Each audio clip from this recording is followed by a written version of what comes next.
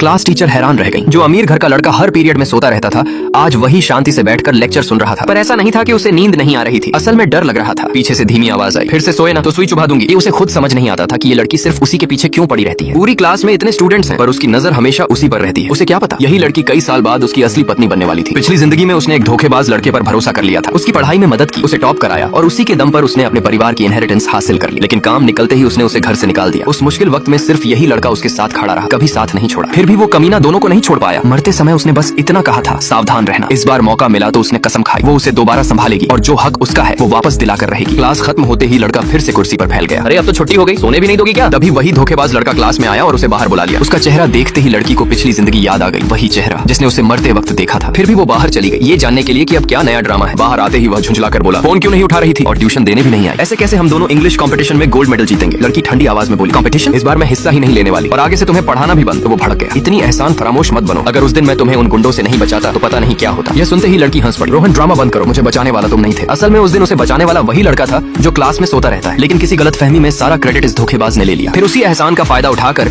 उसने उसे ट्यूशन देने पर मजबूर किया और उसी की मदद से टॉप करके इनहेरिटेंस हासिल कर ली। लड़की ने ठंडे स्वर में कहा, आज के बाद हमारा कोई रिश्ता नहीं और अगर दोबारा मुझे परेशान किया तो तुम्हारी सारी सच्चाई पूरे स्कूल के सामने खोल दूंगी। इतना कहकर वो सीधे प्रिंसिपल ऑफिस चली गई। सर, इस बार इंग्लिश कंपटीशन में मैं हिस्सा नहीं लूंगी। टीचर चौंक कर, ये स्कूल की रेपुटेशन का सवाल है, तुम ऐसे अचानक कैसे पीछे हट सकती हो? गोल्ड मेडल जीतने पर तुम्हें सीधे चिंगवा यूनिवर्सिटी के बराबर की टॉप यूनिवर्सिटी में एडमिशन मिल सकता है। तुम्हारा फ्यूचर दांव पर है। लेकिन उसे सब पता था, पिछली बार उसी कंपटीशन की वजह से वो धोखेबाज टॉप यूनिवर्सिटी पहुंच गया था। इस बार वो मौका उसे नहीं मिलने वाला। लड़की बोली, ठीक है मैं हिस्सा लूंगी, लेकिन एक शर्त पर। मेरे पार्टनर बदलेंगे, मैं उसी लड़के के साथ कम्पीट करूंगी। कमरे में सन्नाटा छा गया। पूरा स्कूल जानता था कि वो लड़का पढ़ाई में सबसे कमजोर है, उसे भेजना मतलब स्कूल की बदनामी। यहाँ तक कि उसके पिता भी उसे निकम्मा समझते थे। लड़की ने साफ कह दिया, अगर वो मेरा पार्टनर नहीं होगा तो मैं भी कंपटीशन में नहीं जाऊंगी। आखिरकार टीचर को मानना पड़ा। अगले दिन से लड़की ने उसे पढ़ाना शुरू कर दिया। चलो ये इंग्लिश का पेपर सॉल्व करो। ये लड़का उठ खड़ा हुआ, मैं गेम खेलने जा रहा हूँ, पहले ये क्वेश्चन करो। उसने पेपर उठाया और बोला, नहीं करूंगा, हिम्मत है तो सुई चुभा दो। लड़की भी मुस्कुराई, इतने साल की शादी में तुम्हें संभालना सीख ही लिया है। उसने चुपके से आई ड्रॉप निकाली, आंखों में डाल ली और तुरंत आंसू बहने लगे। लड़का घबरा गया। उसे तीन चीजों से सबसे ज्यादा डर लगता था, लड़कियों को मारना नहीं, डांटना नहीं और सबसे ज्यादा लड़कियों के आंसू। वो तुरंत बैठ गया और पेपर हल करने लगा। कुछ ही मिनटों में उसने पूरा पेपर खत्म कर दिया और जल्दी से बास्केटबॉल खेलने भाग गया। लड़की हैरान रह गई, इतनी जल्दी? क्लासमेट्स बोले, पक्का कुछ भी भरकर चला गया होगा। लेकिन जब उसने एक एक सवाल चेक किया तो सब सही थे। वो दंग रह गई। असल में उसका इंग्लिश लेवल नेटिव स्पीकर जैसा था। बस अपने पिता को चिढ़ाने के लिए